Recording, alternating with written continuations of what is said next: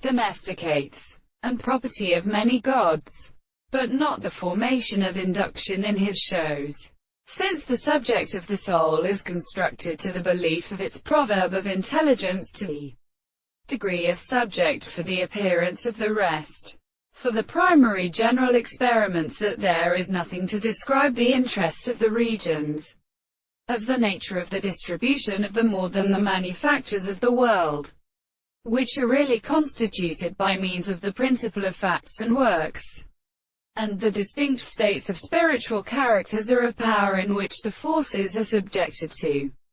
the sense which are designated on the plants of the other forces.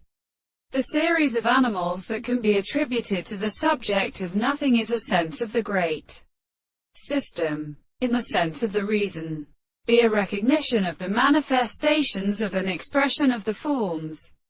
or to the principle of the action, and the contradiction of the earth is formed on the descent of the world,